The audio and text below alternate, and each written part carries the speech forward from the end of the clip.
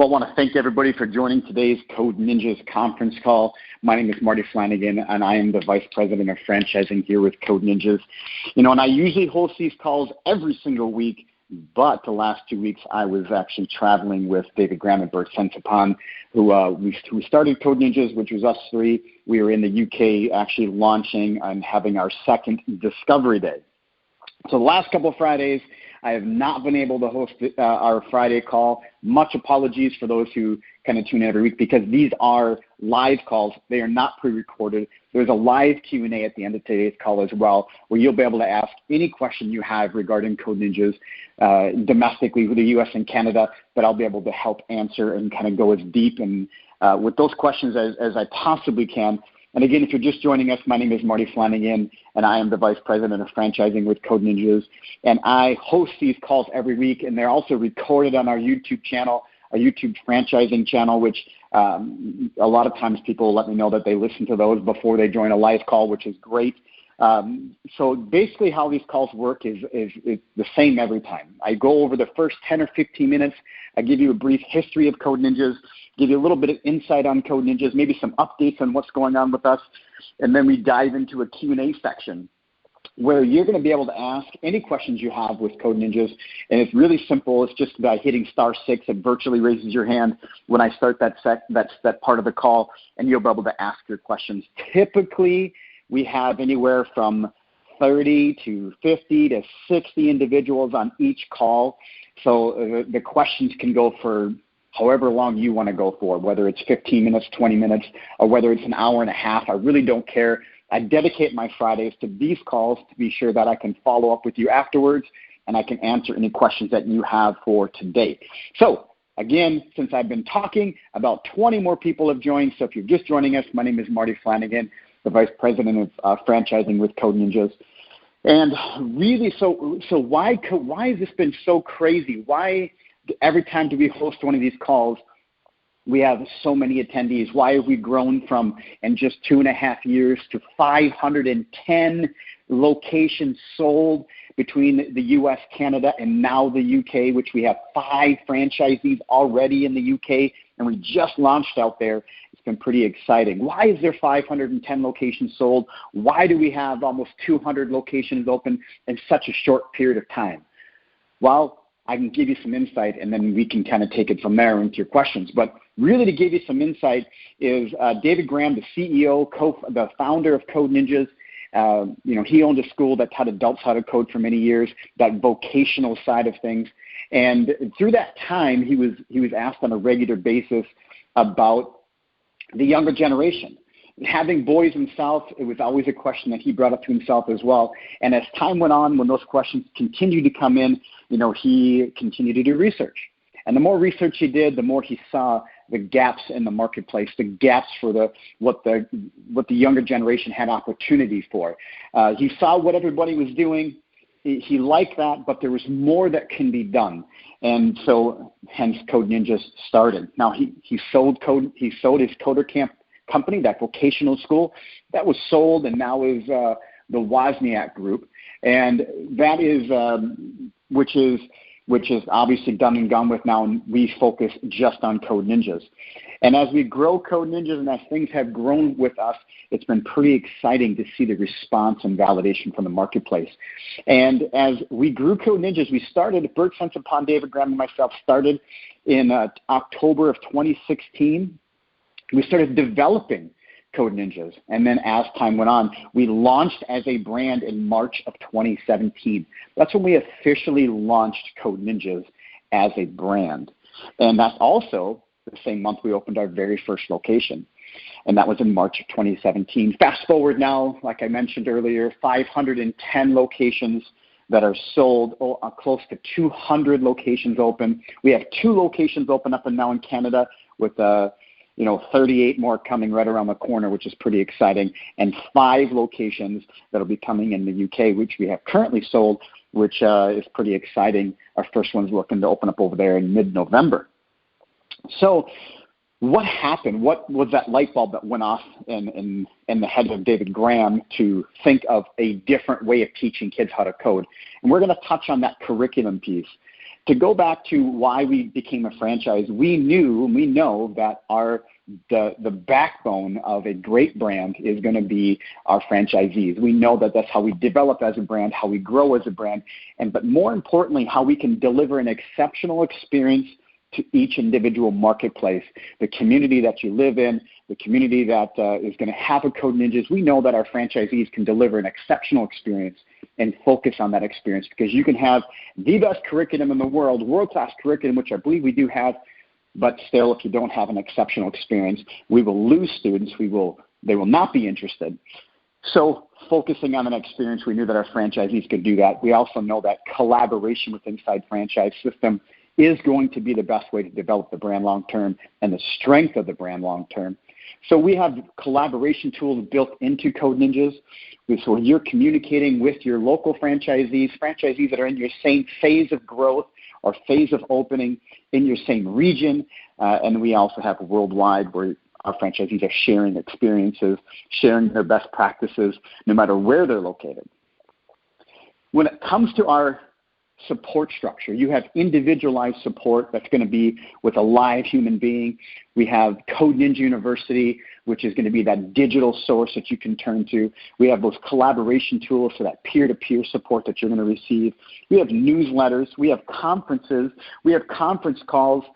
We try to deliver as much information to our franchisees as possible and give you every opportunity to support yourself and support one another. We have pre-opening marketing templates that you follow so you understand your checklist before you open, how to market your Code Ninjas before you open, because you will be enrolling students before you actually open your doors for business. And we go through that with you. We teach you that as we go along so that you can hit the ground running when you open your doors for business for your Code Ninjas. So when it comes to the curriculum side of things, or if you look at the revenue sources or the opportunities families have to be to get involved in Code Ninjas, it really is going to, there's not just one, it's not just one or done. There's multiple opportunities for families to get involved in Code Ninjas. It's not just one opportunity. It's not like they're walking the front door and this is all they have. We're also not siloing our kids into a career or siloing into an age range. We actually go from 4 years old all the way up to 14 years old currently. We have a non-reading based program that starts as early as 4 years old, and then moving into our core curriculum, which is really why we created Code Ninjas, and that's called our Code Ninjas Create program. The Code Ninjas Create program is a drop-in learning opportunity to learn coding. So it's a really drop-in program. We call it Code Ninjas Create because we did add the junior program, and we're coming out with our pro curriculum here shortly, which is for the older generation. So that Code Ninjas Create, which is that drop-in learning, is really what put Code Ninjas on the map, if you want to say it that way. That Create program, that drop-in program, is made up of 9 different belts. Within inside each belt is a learned set of skills and concepts. And at the end of each belt, our students are required to build a game to show their proficiency in those skills and concepts. So at the end of each belt, that is on what we call our GDP, which is our game development platform. That game development platform is the only LMS that I have found, or we have found on the market, for coding and programming development skills. It is the only LMS, which is a learning management system, which is what tests their proficiencies and the skills and concepts that our students are learning. So as our students go through each belt, they're learning those skills and concepts, and they have to show their proficiency with those skills and concepts, so they're putting it into practice. Also, their parents are able to play those games at the end of each belt. They can actually play the games that their son or their daughter has built by using those skills and concepts through our parent portal. So parents are very active, and it goes back to that. Kids have fun, parents see results, that core that we have. So inside each belt, they're learning those skills and concepts. They're building that game. Every belt works with one another, so it's cumulative learning, not segmented learning. This is a flexible learning system, so they're coming in at their parents' convenience. There's no classes, there's no lectures inside this curriculum. This curriculum is 90% proprietary and exclusive to Code Ninjas. This curriculum has proprietary textbooks, has an exclusive robotics program built into it as well. This curriculum lives on our platform in the cloud. Students access this through inside Code Ninjas by scanning their wristband, their RFID bracelet. They scan their wristband, which unlocks a security measure, which then allows them to access their dashboard and then in turn access the curriculum. This curriculum, like I said, is a flexible learning system. So when they come in, they're not learning from a computer module. They're working through the textbooks. They're working through that curriculum, that program that day. If they run into a problem that they cannot solve, they raise their hand, and a code sensei comes and sits with them one-to-one and works with them individually, very personal, through that certain problem so they can continue to progress through the curriculum. So this curriculum itself, parents pay a monthly flat tuition rate. That monthly flat tuition rate allows them to have access to the curriculum anywhere from 1 hour a week to 2 hours a week to 3 hours a week based on what their parents choose as their participation. This curriculum takes 3 to 4 years to accomplish. And this curriculum brings them through 3 different languages, 3 different technologies through this, where they're learning the syntax. For example, in belt number 2, they're typing close to 1,100 lines of code in belt number 2. So they are learning the syntax. They're not just dragging and dropping. This is also designed for you to be able to use it as they can use it for collaboration. It's not just individualized. So there's multiple tools in here as well. That curriculum right now, that is your core revenue coming into your center. We also offer camps, workshops, the junior program, after-school program, birthday parties. You have multiple opportunities for families to get involved in Code Ninjas. This is just the one, which is our belt program. This is really what makes Code Ninjas really stand out from any other system on the market today. This is not a program that just can be duplicated from somebody across the street. This is a program that is exclusive to Code Ninjas, which is built by Code Ninjas, the majority of it built by Code Ninjas. A lot of it's also exclusive to Code Ninjas. So it's not like somebody can go across the street and do the exact same thing you're doing. And it takes our kids through their learning pace, not having them force them to keep up with a classroom setting. It's that flexible learning system. So this, when it comes to Code Ninjas, this is really what has made the biggest difference in terms of for our franchisees. It has absolutely changed the way that students learn. They have fun. They're playing a game. It's like baking their spinach into chocolate cake. It is not something where they're going to be sitting in a lecture, sitting in a classroom all day, or even for a few hours. They do that during the day. This is all about convenience for the parents. They can bring their son or their daughter in at their convenience, either stay on site with us, or they're able to leave and come back. This is pretty basic, simple overview of Code Ninjas. When it comes to digging in, we like to give you the opportunity to ask whatever questions you have based on anything you've read about Code Ninjas. If you have questions on territories, if you have questions on more questions on curriculum, if you have questions on camps, if you have questions on our franchise disclosure document, if you have questions on how we support franchisees, because some concerns will come up of, well, you've grown so fast, how do you support your franchisees? That worries me. Ask any questions you have, and then I'll be able to dig in there and hopefully give you some solid answers and help you through that process. And I've been doing these calls now for about 3 years and 2.5, 3 years. And so I'm sure any question you throw my way, I'm going to be able to answer. And I'm sure people listening are thinking maybe some of the same questions. So your question I'm answering for you probably is going to help others that are listening in as well. So pretty simple. The first 15 minutes are always the same with these calls if you've listened to them in the past. And then I kind of turn it over to you to say, ask whatever questions you would like, and I'll do my very best to answer them for you. So it's pretty easy.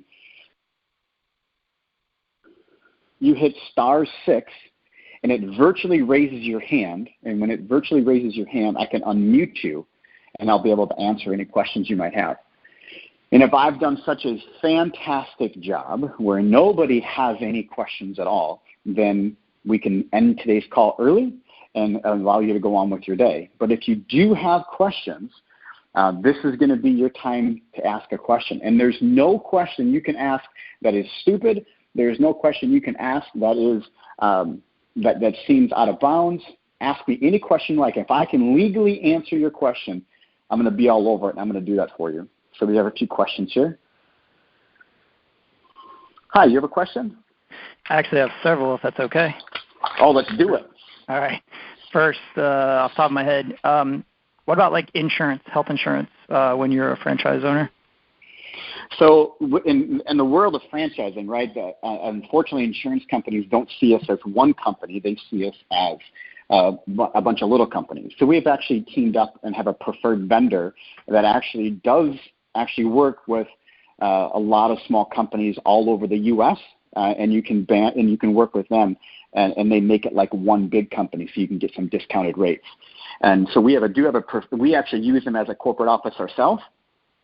So we actually do have a relationship set up with a company that you can work with as a franchisee if you wanted to. You're not required to, but if you want to, you can. Now, are they like a broker, or is it actually one of the insurance companies, like Blue Cross Blue Shield or something like that, or is it a broker? No, it's a broker, because the insurance companies see franchise systems as each individual business. Well, if you only have one employee, you're not going to be able to get a discount. And same with all the other businesses out there that only have 1, 2, 3, or 4 or 5 employees. They don't get those bigger discounts. So there's a few brokers out there, a few different companies out there that can band all those small businesses together and to create a discount program. And that's been happening for quite a few years, we actually teamed up with one of them, and we have them as a preferred vendor. Gotcha. You said it was 3 languages. Like if you go through the whole course, you learn 3 different languages. Can you share what those languages are? Yeah. So, there's actually, I don't want to say somebody's going to learn Scratch, but we use Scratch in the first belt because that's really simple and it's an easy win. It's drag and drop, and it's an easy success win for our kids. But then they move into JavaScript for about a year and a half, and then they're going to move into Lua for about a year, and they're going to finish off with C#, which they're going to use that inside of Unity. So it's pretty powerful. Oh, that actually is Unity. That's amazing. I'm assuming the student doesn't when he completes a task or whatever, and he comes in the next time, if he forgets what he did before, he can go back, right? Can he redo the same practices or whatnot before that if he forgets something? There's a couple of things, yes, and there's a couple of things with that I just want to touch on quick. Great, and that's a great question. And so not only at the end of each belt are there students showing their proficiency, but actually as they work their way through the belt, we have something called Prove Yourself lessons. So as they complete a certain concept, and so let's say inside of one belt they're learning 2 different concepts. Then at the end, they use those concepts together. But as they work through the belt, as they learn that one concept, there is also something called Prove Yourself lessons, so they can actually put that into practice as well. So there's multiple little layers to this where not only are they seeing successes, but they're also using it, and at the end they bring the whole thing together. Okay.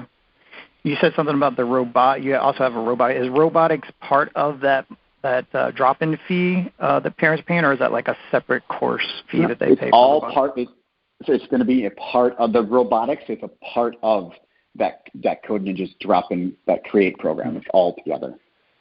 Last question. Now there's separate robotics camps that we offer. Oh, okay. But there's basic robotics programs built into the curriculum as well. Okay. And then the last question is it, because I know nothing about franchises, is it possible that, because you were speaking before that the business that the owners had before, they sold it to Wozniak. Is it possible that this franchise would be sold to another entity at some point in the future? And if that happens, what happens to? Is it possible that new owner increases franchise fee? You know what I'm saying? Is that a? Yeah, no, great question. So David Graham is he's the sole funder of Code Ninjas. So David Graham, Bert Sensipon, and I started Code Ninjas back in 2016. David Graham is the fund. He's all self-funded by him. He didn't have to start Code Ninjas. He did it out of choice and out of passion. So he could have already retired. This is a true passion project. Can anything be sold? Yes, but that's why you have a legal franchise agreement. Your franchise agreement locks you in. So your franchise agreement is what your security is going to be in. not who actually owns the franchise in general. Mm-hmm. So if a franchise gets sold, and I've been a part of this in a huge transaction at my last brand I was with for 12 years, anybody who comes in, what they want to keep the same is what's working. They don't want to change a bunch of stuff around. They don't want to increase fees and be messing with it because that erodes the culture of the franchise.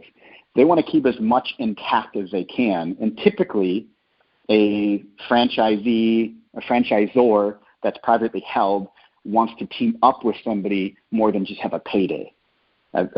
Franchises are not necessarily known to start something and go have a payday and leave. It's mainly because you want to team up with an organization that can help you expand, grow, and improve your current systems. Mm-hmm. And I didn't leave my 12-year career to come over here to be done in 2 years. I can tell you that. Are you the owner that you were involved with 24-Hour Fitness? I think it was. Was that? No, I was with Anytime Fitness. Anytime Fitness. My bad. 11 or so years. Yeah. Well, that makes me feel good because, I mean, obviously you see something in this and you have franchise experience and you see something in this. So I like that. Yeah, I was with that brand from 50 locations to 4,000 locations. I was their sixth employee. So I was there for quite a few years and then left there to help start Code Ninjas. Yeah. Okay, that's my last question. Wonderful. All right, thanks for your questions. I appreciate it. Thank you. Hi, you have a question? Hi, my name is... Hello. Yes, I'm here. Yeah. Okay, hello. My name is Arun. I'm calling from Canada. Okay, my question is, like, when I try to find out about the franchisee location and the location which I was interested in, all are been sold out.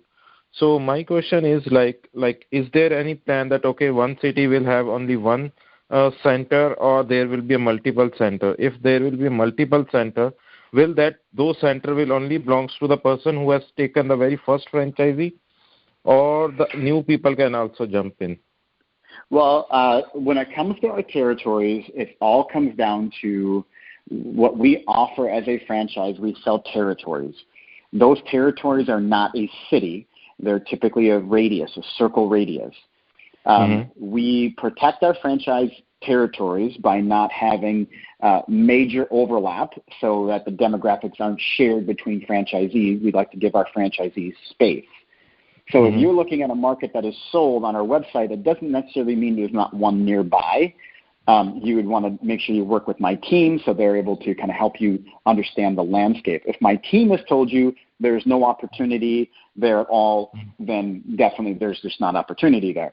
But if you're just going off of the website, I would suggest on reaching out to whomever has reached out to you through Code Ninjas and reach out and sit with them and take a closer look at the area.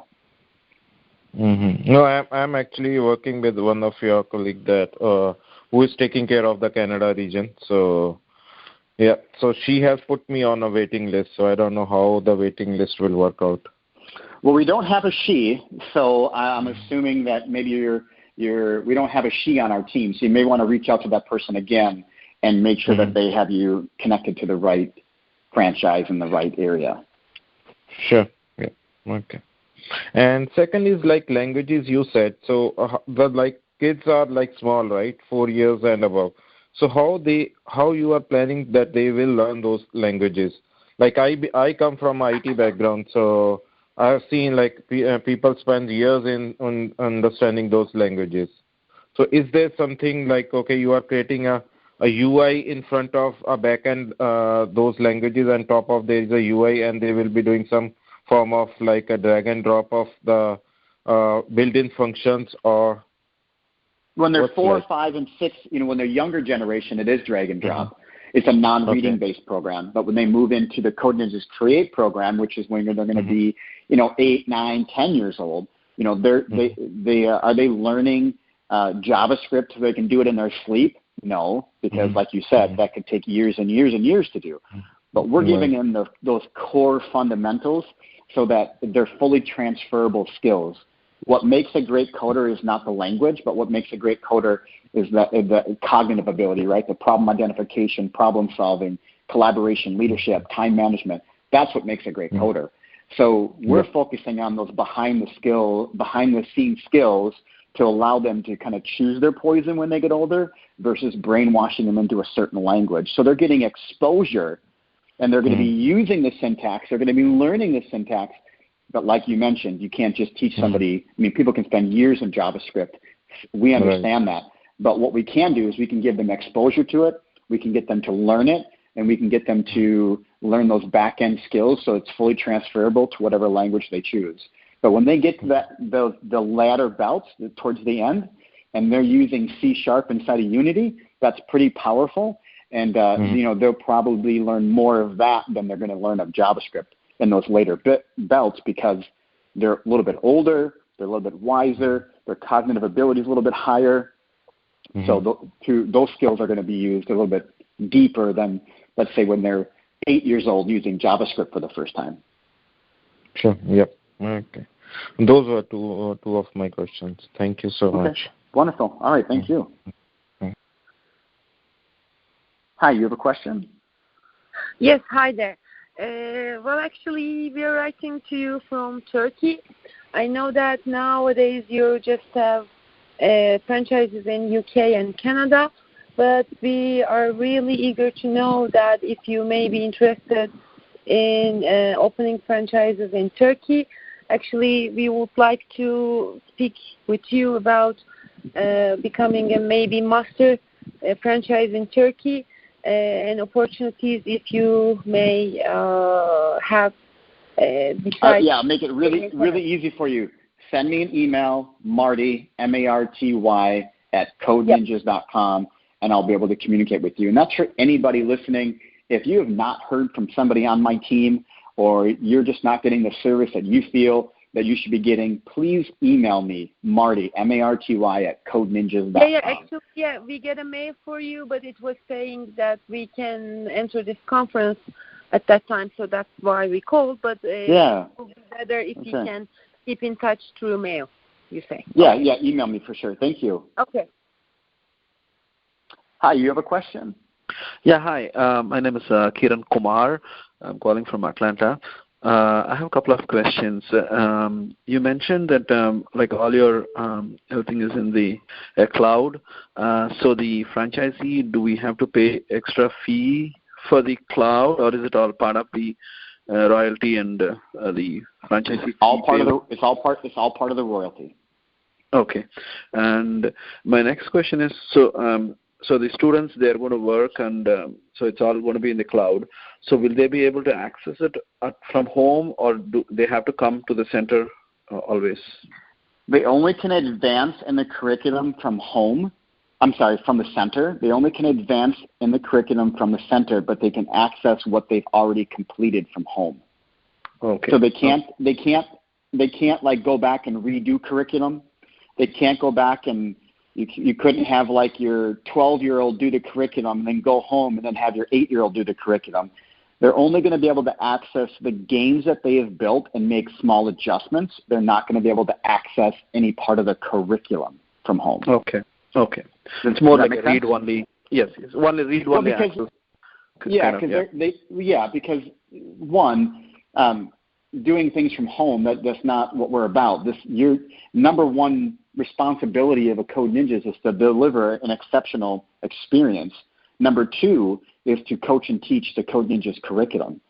So when it comes to accessing it from home, they wouldn't be able to do it from home. They wouldn't be able to get it done from home. They're going to get stuck. They're going to have issues. They're going to have problems, and our team needs to be there to work with them. Okay, I got you. And the other question is, so you mentioned Scratch, JavaScript. What is the other language? Lua and C#. Okay. And C#. Yep. And Unity, what is Unity also? It's a platform. That's a platform that would be. Oh, okay, platform. Okay. And since we are dealing with kids, like, do we need to take any special insurance, or is it like? Yes, okay. And we have all that set up for you. Yes. Oh, okay, so you will guide us what is required and all those things. Oh yes, we're a full franchise. We have the pathway. We have the happy path laid out for you. Okay. Sorry, one more question. So no, please go ahead. Sure. Okay. So once when the students are working and everything is in this cloud, and if they leave, so everything is removed, or like is it like kept for some time? Because it's kept because they may come back. Yeah, it's kept because they may come back in the future, or if they're going to transfer, if they're moving and they go to a different Code Ninjas, they can be transferred over to that one. So it's all kept. Oh, okay, it's all kept for certain time. Okay. Okay. I think that's all I have, I think. Sorry, one more question. So, in the FDD, it says that like the corporate can also sell programs. So it's going to be different products, or is it going to be the same products which the franchisees will be? That's something in there in case we decide to purchase something. That's not in there. So let's say we decide to purchase the robotics program we have exclusivity to, or we decide to purchase the program that we have exclusivity to that's 4 years old. So when it comes to selling of product or selling of curriculum, what that's in there for is in case us as Code Ninjas decide to buy something that we can incorporate into our center.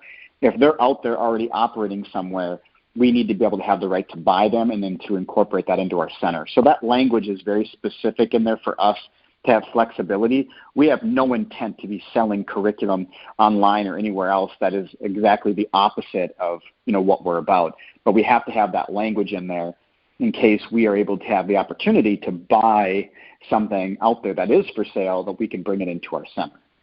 Oh, okay, it's more like for the expansion. That's what the language is about. Yes. Yep. Okay. That's all I have. Thank you. Wonderful. All right. Thank you.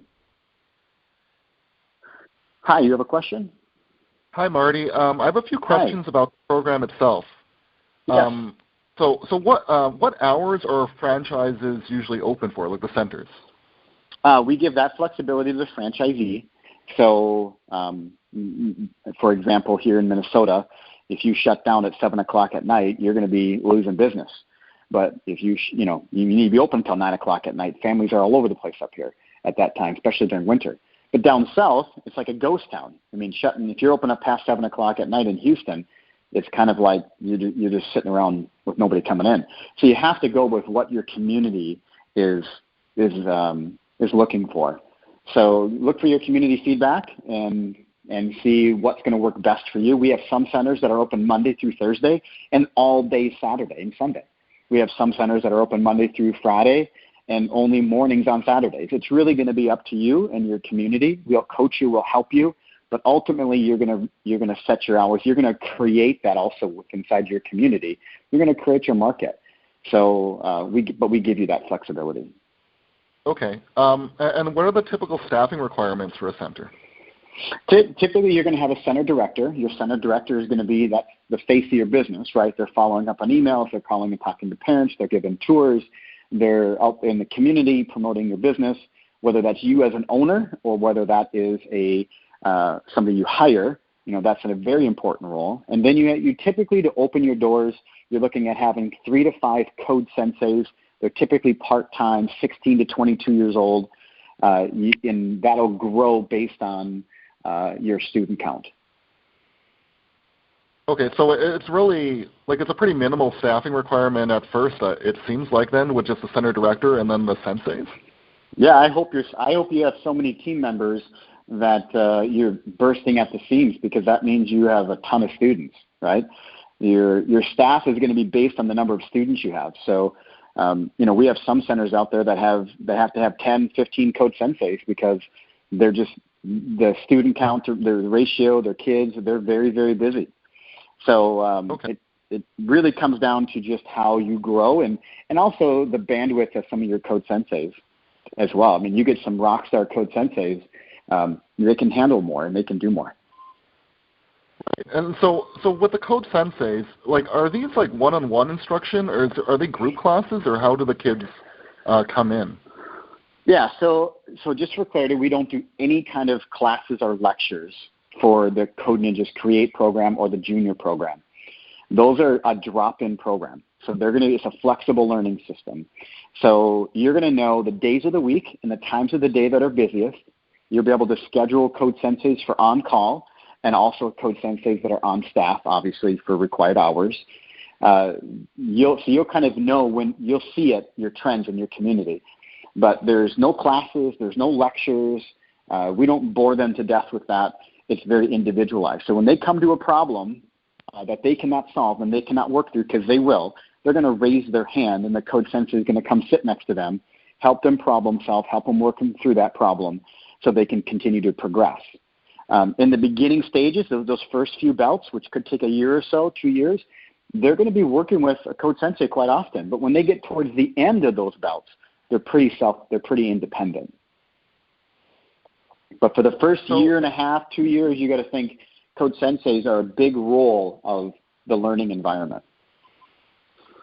So if they're drop-in, how long does the average student stay at a center? They only can stay 1 to 2 hours per week. So when they come in, they're going to scan their RFID bracelet, their Code Ninjas belt bracelet, and they're going to be out, and the parent can choose 1 hour or 2 hours. When they choose that, it goes up on the TV screen. So the code senseis and the center director and the parents can see exactly how many students are there and what kind of time they have remaining. So it's all tracked within our system. So it's a very smooth, very easy system. They're not coming in for 2 hours 4 times a week or anything like that. They can access the curriculum based on their parents' preference, either 1 hour a week, 2 hours a week, and we even started a 3-hour-a-week program. But that's it. Okay. Do the students interact with each other at all? Oh, my word, yes. We actually have it's funny that you asked that. We actually have our table set up so they can. The thing about kids in this environment is that they're always looking at each other's. We encourage cheating. We encourage them to be looking at each other's screen. We encourage them to be doing that because they're collaborating. Oh, how did you do that? And they're actually working with each other. They're actually telling each other. And it's pretty exciting to watch how these kids actually work together. And they are actually, oh, how did you make that unicorn shoot down that cheeseburger, right? And so they're actually looking and helping each other and collaborating. It's pretty exciting to watch. And it's pretty common to hear from all of our Code Ninjas, like I said, with almost 200 locations open, and how much collaborating actually these kids do, which has actually then not forced us, but helped us decide to create a collaboration section, a team section in our dashboard where kids can actually work together. Great. Thanks, Marty. All right. Thank you. I can't believe I just said encourage cheating. Hi, you have a question? Hi there. Yes, I'm actually calling from the UK, and I saw Awesome. a few sponsored posts and a few bits around looking to expand into this region here. So I did miss the first 5 minutes of this trying to dial on because there wasn't a UK number. But anyway, I get to the point. We're quite invested in kind of setting up the kind of next generation, and we've got a few other bits and pieces that we have in play which support kind of that early development. So I'm really trying to understand, who do I need to speak to try and gain a better understanding from a UK perspective? Because I see some great things about the kind of US model and the stores. It all looks fantastic. That was my first question. Second one is, what is the appetite to really grow in this region here from yourself or your peers? Yeah, so I oversee all of the franchising for Code Ninjas, domestic and international. So feel free to email me if you haven't received an email from anybody on my team, which would be Diane, VC, or myself. Make sure you email me, marty@codeninjas.com. We can set up a one-on-one call. We already have 5 franchisees in the UK. We launched 4 months ago. We have 5 more on the backside of the paperwork process. So we're looking to probably have 10 franchisees over there by the end of the month, which is incredible since it took us 6 months to get one franchisee, for our first franchisee to join us here in the States, and to think within 6 months we'll have 10 over there is pretty outstanding. So feel free to email me, and then we'll because being that this is a focus of U.S. and Canada, the UK call is tonight at 8 o'clock your time. But let's set up a one-on-one call, so feel free to email me, and we'll get that set up. Definitely. And just from a kind of getting the students in perspective, and kind of managing your market, penetrating your market. My question is not really about getting the kids in, but actually, what does the retention rates look like for these children? Great question. Are they in there for a year, 6 months, 3 months? What does that look like? Well, no, it's a great question, and this applies to no matter where you're at, UK, US, doesn't matter. We have an 8% month-over-month attrition. It's the best way to really kind of like gauge that. 8% month-over-month attrition means we keep the majority of our students month-over-month. 8% is an average company-wide attrition. So how long they stay, it can vary between students, and actually you're going to have a report of your active students, active subscriptions. You'll actually be able to see that inside your center as well.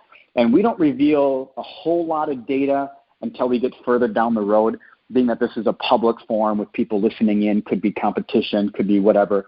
I really share just higher numbers. But in the UK, we can dial down on some more of that data as we kind of go deeper into the vetting process with each other. Okay. And then, like, I'm quite new to coding. Definitely not my forte at all, but investing in children definitely is. The kind of things you mentioned around Scratch, JavaScript, Lua, C#, Unity, to get from one side of the program to the other, you know, what kind of time frame are you looking at for, like, the average child? Is that like 3 years, 2 years? How long would it take to be versed? About 3 years. 3 years, okay. And then, so the retention rate's about that. I think that's pretty much it. I think I'm more interested in kind of getting a look and feel. I don't know if you know the locations off the top of your head. I'm close to London, so you know. I was just there last week, so I actually, I was just there last week. But we have another Discovery Day coming up on November 11th out there. So feel free to email me, and we'll talk more about the UK market specifically. Brilliant. Thanks for your time. All right, thank you. Hi, you have a question? Hi, this is Chandler from Canada. Hi, how are you? Very good. My question is, what is the ideal profile of a franchisee owner according to you, and what kind of profiles you currently have from a profile perspective for franchisee owners? Oh, heavens, that's such a deep question. I've worked with thousands of franchisees over my career over the past 15 years. I've been blessed to be able to work with literally thousands of franchisees through this process, and I wish I could tell you that a piece of paper could give you a good profile. But I'll kind of tell you and give you, anybody who's listening, some advice and maybe some insight in what it looks like. Is that being an entrepreneur is not easy all the time.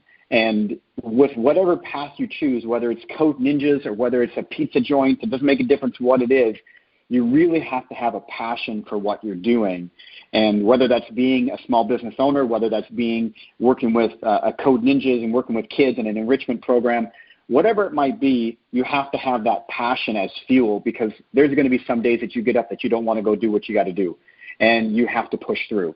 And I can tell you, from working with people in the fitness industry, from working with people in other health industries, working with people in child enrichment programs, I can tell you that the number one most successful trait that I see is those who are truly see value in what they do, and value feeds passion. Because if you truly feel what you're bringing to the market is a true value, you're going to learn, you're going to adapt, you're going to change when needed, you're going to be held accountable, you're going to be organized.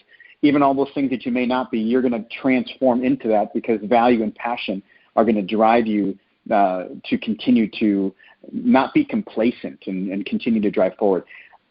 And as we go through the vetting process, I'll be honest with you, my team knows if you're not a good fit, if we don't feel this is going to work, we're not just here to sell you a franchise. We're here to be your partner for the next 5 or so years. So that's your franchise agreement term. So we want to make sure that you're starting off on the right foot. So if we don't feel this is a good fit, my team knows up front to put the brakes on and not move forward. But the vetting process, we do things on our side that can slow that process down without you losing your territory and without you paying any money. And that's really important to understand. Most situations are sell a franchise as fast as you can. We want to slow that process down if we can, to say, hey, let's make sure this is a good fit. Let's make sure this is right. And I know that sounds like exactly the opposite because we've grown so fast. But the reason we've grown fast is because we slow down this process a little bit. We just have a lot of interest. And we want to make sure that you're a good fit for us and we're a good fit for you. And trust me, I turn people down every day that it's just not a good fit. And I can tell you what's not a good fit. If you're looking at this as just a numbers game, and Code Ninjas is just like, okay, here's how much it's going to cost to open, here's how much I can get per kid, here's how much I'm going to pay my team, and then I'm just not going to be there, I can tell you right now Code Ninjas is not a good fit for you. If you're looking at Code Ninjas as just like you would look at a sandwich shop, a pizza shop, or just a high turnover cookie cutter thing, this is not the right franchise for you, I can tell you right up front. This is an experiential franchise, experiential learning, and you need to see value and have passion in what we do, and which is going to in turn obviously what you do. So sorry. Okay. Yeah, and the other question I had is why are you? What is your why in terms of why a franchise and why not do it yourself? Well, because we know franchisees can deliver an exceptional experience in their marketplace better than somebody talking head out of a corporate office. You know your market, you know your area, your passion, and like I said, and seeing value in what you do will allow you to deliver an exceptional experience a lot better than we can trying to coach somebody to be a manager in your area. Where if a parent comes in and they're interacting with the owner or interacting with, one chair away from the owner, that's pretty special. You can have 2 or 3 locations. We have franchisees that have 5 locations, but guess what? That owner is actively involved. And at any given moment, he could be inside of that Code Ninjas and interacting with parents. I believe we as consumers today, we love interacting with somebody and giving them our business. If they're delivering that exceptional experience, we pay a little bit more. We can interact with them. There's a certain value to that that I believe that franchisees bring. And we can't develop our brand as well as we would want to without franchisees. I've worked with thousands of franchisees over the years, and I have learned and transformed because of those I've worked with. And as a brand, we have transformed, we have grown because of who our franchisees are. And we knew that in the beginning. That's why we designed Code Ninjas to be a franchise from day one, because we knew we could be stronger, we could grow faster, and we could deliver a better experience because of being a franchise versus an independent.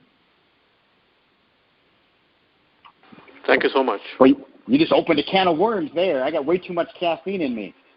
All right, thank you. Thank you. Hi, you have a question? Unless I scared you away. Hi, Marty. Can you hear me? Yes, I got you loud and clear. Okay. First of all, I congratulate you for all the success that Code Ninjas have had. It is a tremendous story, no question about it. I'm calling from Canada, and my first question is, how do you see the difference in Canadian centers versus the American centers? Yeah, so we've made some adjustments in the actual physical look of the center. You're not really going to see a big change when you walk in, but there's some little tweaks that we made that allow it to be a little bit more flexible with the Canadian market, and same with the UK. The US, the US is a little different from Canada. Canada is a little different from the US, and then also the UK is quite a bit different, but still going to have a good look and feel when you walk into a Code Ninjas. But there is a little bit of differences that we make per market. We've done a lot of work in Canada over the past 15 years. I get it. I know the changes that we can do out there, and I've been doing a lot of work in the UK the last 10 years. So, I know that we need to make changes there as well. So we've made some little tweaks. Okay. So there's a little bit of customization for Canada. I know I've worked in US and I've worked in Canada also. It is very similar, but there are some subtleties, I guess, in people working and people's thought process. So I was just curious about that. Canada, believe it or not, Canada has a little bit higher tech awareness than the US. So Canada, I believe our Canadian centers are going to be very strong. There's there's a little bit higher tech awareness out there. Canada moved really fast, and will probably be closing out here in the next few months. Yeah, I agree with that. Second question I have is that what kind of, if any, coding knowledge is required by a franchise owner from your perspective? Well, I don't think, I think that anybody who's a franchise owner is probably going to want to learn it. Some of our franchisees don't want to learn it. They have successful centers. They don't learn it. They don't do the curriculum. They have a team that takes care of it. But are they? And they're active in their centers. They're not like a distant owner. They're active in their centers, but they're not an active coder, and they have not done the curriculum. I don't think it's a necessity, but I also don't know how you lead, manage, and are going to feel confident behind what you do. It really comes down to you as an individual. If you say, well, I can't do this, I can't share the value in this unless I do it myself, then get your butt in there and do it yourself. But if you can share the value and move forward and have your team do it and move forward, then great, good for you. It's not a requirement. I think you make an excellent point. I think when you were talking about entrepreneurship also, as an entrepreneur, whatever line of business we get in, we really have to be open to learning anyways. So once I'm a franchise owner, once I'm a franchisee, I would love to learn. But to begin with, I don't have much of coding knowledge. Not that I'm computer illiterate or something, but just coding is probably a level above from that point. So I'm with you. I've never typed a line of code in my life, right? And I don't plan to. I don't have any plans to. That's why I have David Graham. I have no plan to do that. I've learned from great franchisees inside of Code Ninjas. I've learned more about the coding world and working with developers and programmers and software engineers. That's who our franchisees are. We have PhDs and we have software engineers, and we have all walks of life, from teachers, IT professionals, and I've learned a tremendous amount about the technology world from our franchisees. So honestly, they've let me know how I don't ever want to do it. So, but the value is there. Like, I'm forcing my kids to do it. They have to do it. There's no option for them because it's going to be a part of their future. Absolutely, and I'm completely with you on that. Once we are in a leadership role, we don't really need to be in the weeds per se, but we just have to know the weeds as well. And actually, to be honest, to be totally transparent, my son is 13 years old, and I showed him this Code Ninja thing, and he's pushing me, and he's asking me, when are we getting this thing? When are we getting this thing? There you go. So beautiful. He's so excited about it, and he's more excited, I guess. That makes sense. I just wanted to make sure that I have that question there. In terms of your location centers, I think you guys do a great job of mapping it out and figuring out like where a good location is. However, as you said, for franchisees, we are local. We know the market locally a little better. I've been in touch with Jeff, and he has been open to it. I said sometimes we know the local market a little bit more being on the ground. And are you guys open to, if we bring forward an idea and say, this is a great location for Code Ninja and you guys should consider it as a franchise location? Yeah, and I've worked with Jeff I've known Jeff for 15 years. So Jeff knows how I think and how I work. So if he says no, or if he brings something to me, I'm always wanting to look at it closer. We worked together for a very long time. So, if he brings something to me, it's obviously worth us looking at. So just make sure you stay connected with him. Oh, he's a fantastic guy. Honestly, I've enjoyed working with him so far. He's really mediocre. Really Mediocre is not bad. We all are sometimes. Yes, right. That's all right. Thank you. Questions, Marty. Thank you so much. Awesome. Thank you. And I really appreciate everybody holding. I know that we have like 8 more questions in the queue, 7 actually pending questions. So I really appreciate everybody holding on and staying with me. And if you have any questions and you just tuned in, hitting *6 virtually raises your hand, and we'll be able to ask any questions. Now it's your turn. Sorry about that. Do you have a question? Sure. Yeah, couple more. You said the franchise term is 5 years, right? So what happens at the end of that 5 years? Like, is there another franchise fee or something, or you just re-sign? Well, it would be it'd be a franchise renewal, and we only charge our legal fees, so it's $2,500 for you to renew your franchise at the end of that 5-year term. Okay. And then your senseis, what happens, like, say, if your sensei can't figure out a problem or an issue or something and they need help? Is there like call-in support or something that? Oh, yeah. And they're not. And one thing too is, they obviously are going to have the ability to submit a ticket and be able to get help right away. But on top of that, they've already completed it themselves. They're not going to be showing something or doing something that they themselves have not already completed. So in order to be a sensei, they obviously have to go through Correct. That's their training. Yep. Okay. And then the delivering the exceptional experience, we are going to help give you guidance and direction, but ultimately it's your responsibility to help your coach senseis with hello, goodbye, high fives. If you read the Microsoft article that was just done on Code Ninjas, which was, by the way, unsolicited, done completely separate than us asking for it, that Microsoft article that was just done gives a great example of a culture inside of a Code Ninjas, the celebration that happens when students progress through, and just the overall culture and experience that Code Ninjas delivers. We help you with that and coach you with that, but ultimately it's your responsibility to have your team deliver that exceptional experience. Coaching and teaching the Code Ninjas curriculum is done by them completing the curriculum themselves and doing it themselves. So if a typical student takes up to 3 years to complete the whole course, how does that work with the sensei? Well, the sensei's not. There's no purpose to have the sensei go from white belt to black belt when you only have students in the white belt.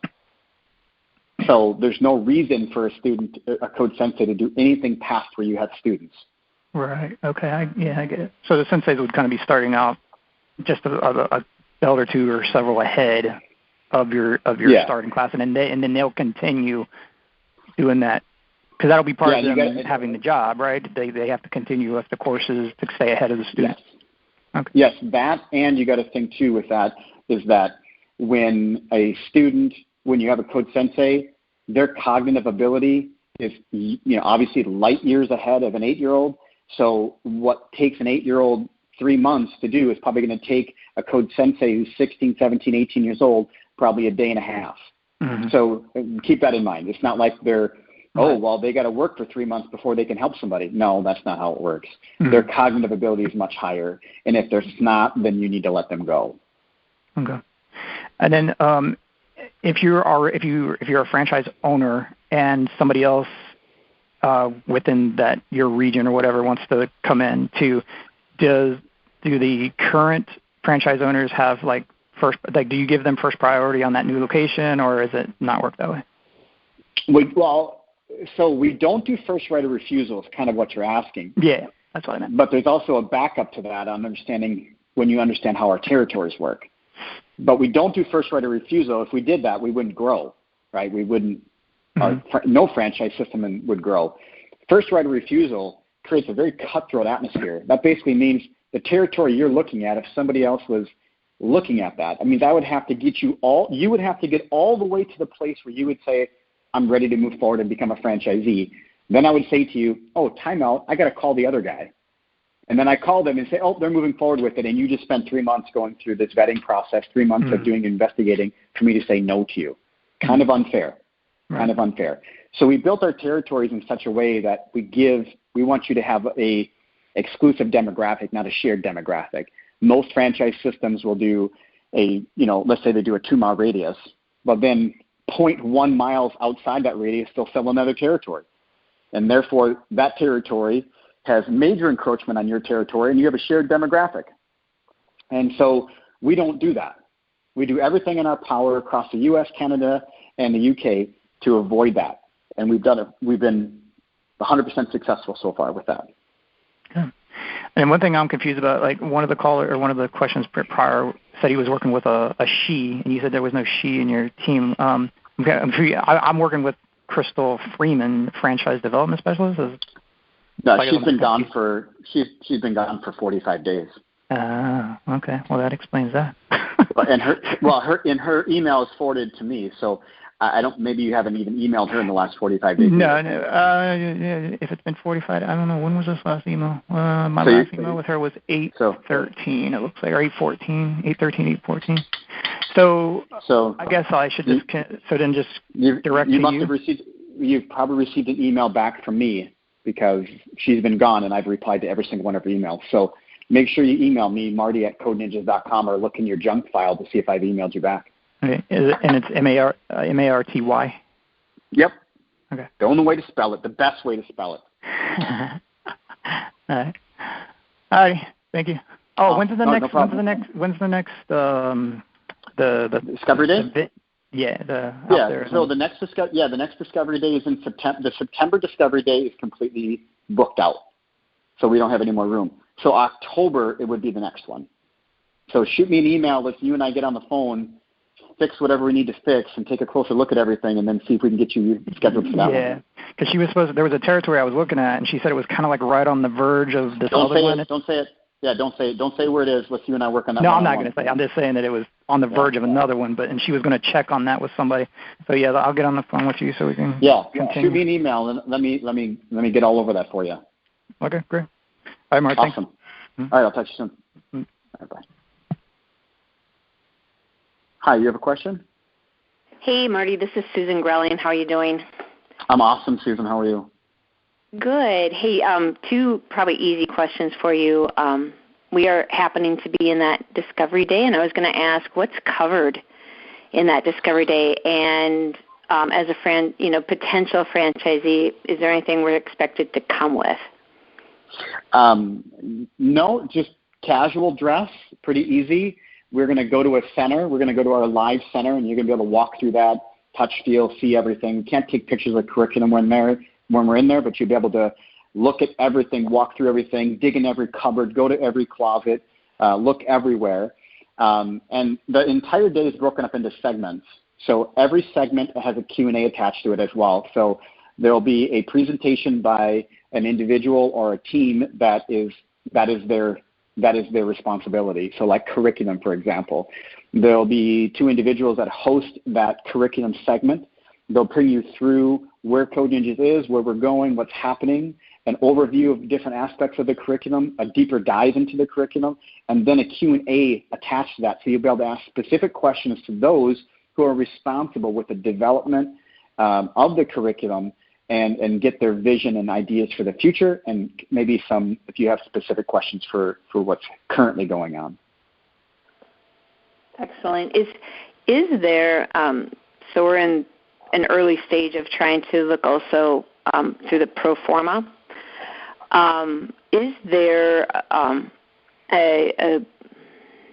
a way that the franchisor or yourself can look over our shoulders as we do the pro forma, given that you know it's working and some of the assumptions? And I know you can't say what assumption is correct or not, but if we're way off base making an assumption and go, well, go back and look at that number, is that something we can work on together? Yes. Or is that just so the only okay. Yes, yeah. The only thing I can't do, and we probably should get together since we're both in Minnesota. The only thing I can't do is bring you past what our averages are, right? Which I can't share in a public forum. So if anybody wants to ask that, I'm not going to be able to answer it. But I can't bring you past what was not in our FDD, item 19, right? So when we get together, if you have something outside of that, and you look at me and say, is this okay? I'm going to have to look at you and be like, I can't answer, right? If it's out of bounds completely and ridiculous, trust me, I'm going to tell you, because I don't want you going to this thinking that you're going to make, just ends meet. But I can't confirm some big numbers, and outside of that, I have to be really careful. But if you're out of bounds, I definitely will tell you if you're out of bounds.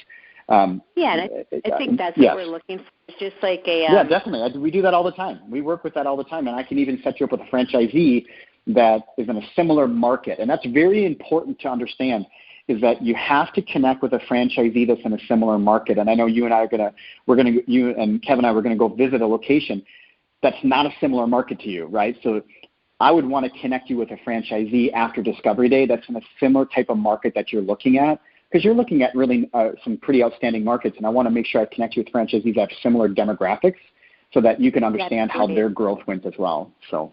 Yeah, that's excellent. So wonderful to know, because we're right now not knowing how to guess at all, and being able to pair up with that. And you two are such overachievers right now that I wish I could do more for you, but I know you have to wait. Okay. I know. I've now got a really tactical question. Okay. And it is in the franchise agreement that was sent out. I get how you enroll people. I get that we use the software, the financial software. I get that. So let's say for some reason someone wants a refund. So they paid 6 months. It's now 1 month in. They're going to move out of state. They want a refund. Can you walk me through how refunds work?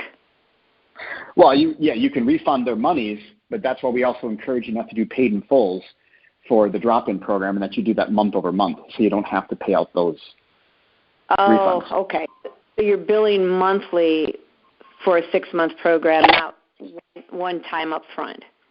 Correct. You can do the paid in full program, but then you do risk that refund. Got it. Okay. Nope, that makes a lot of sense then. Okay, Marty, those are my big questions. Thank you. Okay, wonderful. All right, I'll talk to you soon. Sounds good. Bye-bye. Bye-bye. Hi, you have a question? Hi, Marty. Tim Kachaha. I had been in a couple of your sessions back in summer of last year, and I really didn't go forward because I was worried about working with a franchise company in its infancy. But, you know, everything has really exploded right now. We're back. My wife had to drop off. She had another meeting, but I've got several questions if you don't mind. Go for it. Okay. Let's do it. We've got a 12-year-old grandson who has been to one of your competitors out here, Codeverse, I think it's called, and he wasn't happy with it because they were way below his ability level. And I'm concerned about the 2 to 3 hours a week. I know it's your model and everything, and I can be all on board with that, but I'm looking at it subjectively and wondering how a student works on those concepts independently at home. How can they work on their game, which is really what they're most excited about? How can they work on that at home and test it out and everything? If everything has to be done at the center, you know, in only 2 to 3 hours a week. Well, and so one thing here real quick. I just want you to be aware that there are no available locations in Chicagoland at all. Oh, okay. Everything is taken, even though it's a metropolis area of, you know, like 8 or 9 million. We have 30 Code Ninjas coming. Ah, okay. So just so you're aware, there's just nothing available in Chicagoland right now. Okay. Well, I guess I don't need to ask my other questions unless you want me to. Well, no, I appreciate your time. I really do. To answer that one question that you have, just to answer it, is our students do not progress at the curriculum at home. They only can progress through the curriculum inside of our centers. They can go back and play the games that they have built, but they cannot progress further into the curriculum. They're coming in 1, 2, 3 hours per week and progressing through the curriculum on site. They're not progressing through the curriculum at home. Okay. That answers your question. Okay? Awesome. Sorry you have a sold-out market. All right. Have a great rest of your day. Thanks for calling in. Thank you. You too. Bye-bye. Thanks. Hi, you have a question? Hi, Marty. This is Jeff. I'm calling from Northern Virginia. Awesome. I have a few questions for you here. First one, are there any restrictions on what can be offered at a Code Ninjas? Right now I'm a government engineer. I'm looking to get in the private sector. So, for example, if I wanted to create a camp for teaching basic AI, would that be allowed, or is it only approved Code Ninja camps? Currently, right now, first of all, let's just take it back one step. Thanks for your service. I'm actually working with the exchange system inside the military to actually put Code Ninjas on bases all over the U.S. So, which is obviously which is exciting. When it comes to creating something on your own, some of the camps that we have are created by our franchisees. So just to give you insight, so some of the camps that we have are created by our franchisees, were found by our franchisees. Does that mean that if you create an AI curriculum, an AI camp, that it's going to be, it has to be duplicatable, it has to be scalable. So if you create something that's super complex, we might have to pump the brakes. Yeah. But I wouldn't want you buying Code Ninjas thinking that you're going to be able to create a bunch of stuff on your own. I don't want you to buy into Code Ninjas to what we have. Like right now we have 14 camps. Yeah. Last year we had 8. This year we have 14. We're looking at having 25 next year. So if you worked with our team and said, hey, here's the deal. This is my skill set. This is what I'm great at, and I can build this for kids, and this is what it's going to look like. Work with them, but first have 100% buy into what we offer, and then say, okay, I can create something pretty. I was talking with another gentleman the other day, and he wanted to create a whole data analytic camp for like 1% of the 1% of the 1% of Code Ninja students. And I'm like, really? I appreciate that. You're great at it, but it's not scalable. It can't be taught by other Code Ninjas, so therefore we have to say no. So when you look at doing something with a franchise, great franchise, it's a $5 footlong came from a franchisee. David Graham was a franchisee of another franchise, and he wrote their entire operating system. So we come from the root of having franchisees help develop who we are as a brand. But I wouldn't want you buying into Code Ninjas by saying, hey, because I can create something on my own. No, Does that make sense? Understand. Yeah, understand that. Next, what's the average time to build out that you're seeing from the time you pull the trigger until you get the stores open? Because obviously you're going to be eating money during that period of time. Yeah, well, you're also signing up students and taking in money, so that's a little bit of give and take there. The day you sign your franchise agreement to the day that you open your doors is an average of 8 months. That is actually shrinking because a lot of our franchisees are finding locations before and getting pretty deep in negotiations with the landlord before they sign their actual agreement. So that time is shrinking. But so right about 8 months and shrinking. Shrinking pretty fast. We had somebody the other day do it in 90 days. So and do you happen to know about roughly? I understand every market's different. About average time to profit that your franchisees are seeing from when they open the door until they're actually turning a little bit of a profit? I wish I could answer that, but I give you the tools to build it out yourself so you could build magic, misery, and indifference. We give you an Excel performa that allows you to build that out, and I just encourage everybody to build 3 of them: magic, misery, and indifference. So. Okay, I think that's all I've got for today. Okay, awesome, Jeff. Thank you. Okay, thanks. Hi, you have a question? Yeah, hi, this is Rick calling in from Maryland. Can you talk a little bit about Code Ninja's vision for the future?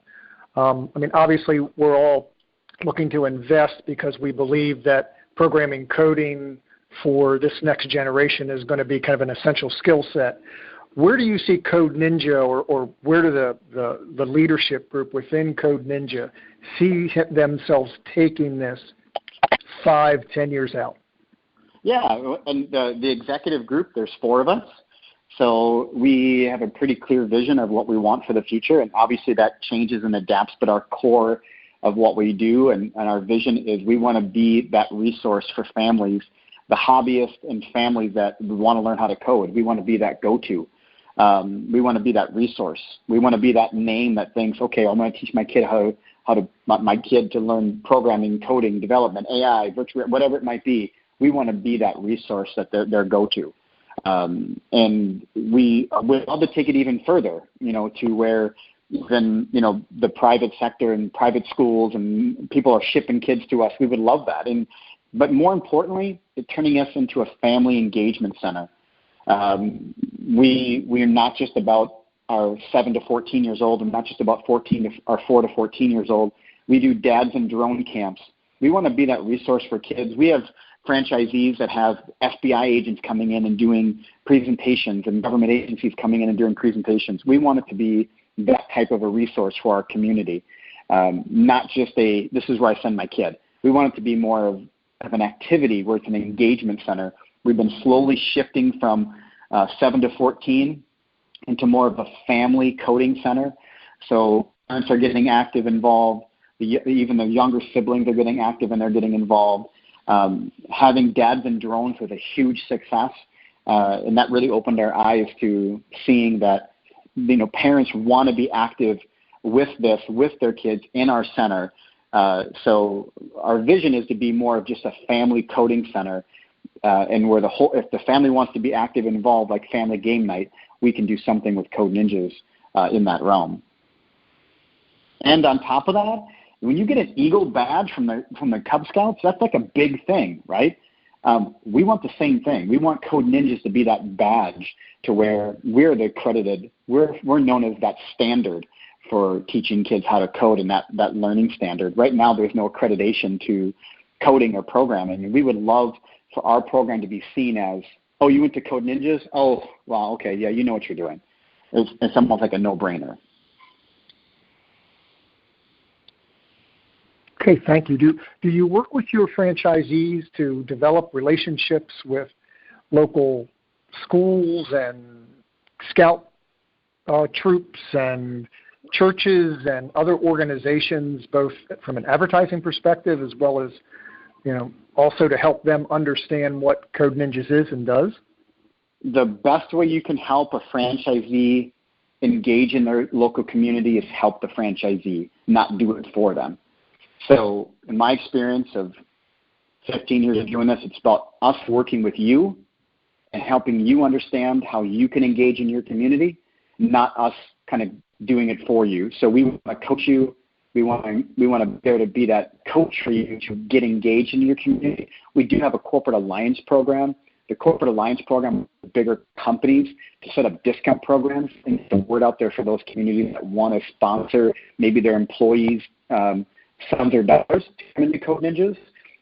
They have a donation program. We do have Code Ninja Cares, which is a donation program where companies can donate for underprivileged kids come in as well. So we don't just put everything in the hands of our franchisees. We do bigger picture things, but I can tell you that when it comes to community engagement, the best way we can do that and help you is help you as an individual know how to get out there and engage in your community.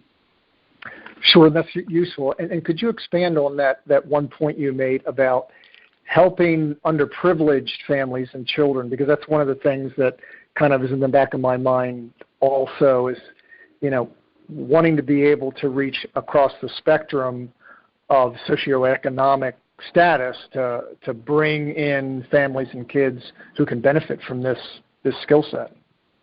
Well, one thing with that is this is probably not the platform for that, but we do have Code Ninja Cares, which is a nonprofit organization that is set up for that. So that working in tandem with our corporate alliance program, the goal is to be able to help that grow, to be able to support underprivileged kids. And underprivileged neighborhoods and families. We're not a nonprofit. Code Ninjas, the company, the franchise, is not a nonprofit, but we do have opportunities out there. Code Ninja Cares. Okay, thank you. All right, thank you. All right, 2 more questions, and we'll wrap it up. You have a question? Hey, Marty, how are you? Doing very well. Awesome. I'm calling from Western Canada. I'm working with Jeff right now, and I just had a question on item 19 Sure. of the FDD for Canada. So when I look at the number of centers for monthly gross sales, 6, versus monthly base operating expenses as 53, what was the reasoning around that structure? Understand so franchise, that only So understand only if you're open. Yeah, so ahead, franchising laws, So franchising laws limit us to what we can share and how much we share. So on revenue, we have to follow. There were some new laws this year that we had to follow would require 10 locations or more. I think 12 locations or more had to be open for longer than a year to be able to share more details. So we only had 9 locations open, or 6 locations open for a year or longer when we updated that franchise disclosure document, which was March of this year, right, that we're open for a year or longer. So now next March, so March of 2020, we'll have what, 20-some centers, 30-some centers that have been open for longer than a year. We'll be able to put a whole bunch more information in there. We have close to 200 locations open now. So when it comes to our legal counsel, this is what they advised. When it comes to expenses, I can get into like ridiculous detail, and I can't get in any trouble when it comes to laws, when it comes to expenses. But when it comes to revenue, I have to follow those my attorney's guidelines. Okay, so there's a difference between the legality around revenue in terms of number, and then, obviously with base operating expenses, there's a bit of normalization happening, which are, documented in your notes, fair enough. But that's basically the difference. Yeah, I don't get in any legal trouble, or my team won't, when it comes to expenses. I can help with expenses down to the penny. I wish I could just give you my P&Ls. So for I'll just build a quick example. In the UK, I can reveal tons of revenue options and all this stuff in the UK because they have different laws. But in the US and Canada, I have to follow their laws, which are really strict. and I can't do anything to help anybody outside of the item 19. But expenses, we can talk about expenses all day long down to the penny. But as soon as I dabble in revenue and it touches outside that item 19, I can be held liable and be called misleading. Okay, fair enough. So when I sit with Jeff maybe next week to go through, the pro forma that I'll build and maybe get some guidance from him, things like expenses, a lot of things you can make, assumptions on where, let's say 50% of people use a center director. So within those costs, to actually normalize your income, you'd add back, 50% of a director's fee. And making assumptions like that to get a little bit more of an accurate pro forma. Is Jeff allowed to go into, the nitty-gritty on the expenses side to look at, the breakdown of that operating expense? Yeah, he can do anything with expenses. Expenses, we don't get in any trouble. So, but when it comes to revenue, we have to hit the brakes. Fair enough. And then just my last question here. You mentioned that Canada is closing, and I know I've been on a few of your calls, and you mentioned the 50 number, but is that still kind of up and running? Yeah, so I think we're at 38 or 39 now in Canada. I believe yesterday I think another one in Victoria, BC was secured. So I think we're at 39 now, or I think 38 or 39. So we have about 11 left before we're going to close out Canada and to new franchisees. So we're not going to allow new franchisees to secure locations after that 50 marker. And then I'll reevaluate it at 50, but I can't see it. When I look at it right now, I just can't see more than 50. And I personally secured 2 working with Jeff, and the one that you just mentioned is actually my brother-in-law. He's also at 2. Nice. So is the 50 number just an internal capacity issue, or is that going in and that's part of the business plan working with Canada? And I don't know how that works or what the 50 number is. I evaluated the marketplace, and I looked at the demographics. I looked at the locations. Even though the GTA is now bigger than Chicago, it doesn't have the same income and student ratio balance that Chicagoland has, for example. Yep. No, great. Okay, those are my questions. Thank you very much. Okay, awesome. Thank you. I appreciate it. Take care. Bye-bye. Yeah, you as well. Well, I want to thank everybody for joining us. I know we lost some people there. We were at almost 50 people on today's. We lasted an hour and a half. If you have any questions or need anything else, feel free to reach out to me, Marty at Code Ninjas, MARTY at codeninjas.com. Feel free to send me an email. I'll do my very best to answer any of your questions. Thanks for your time today, and I look forward to working with you in the near future.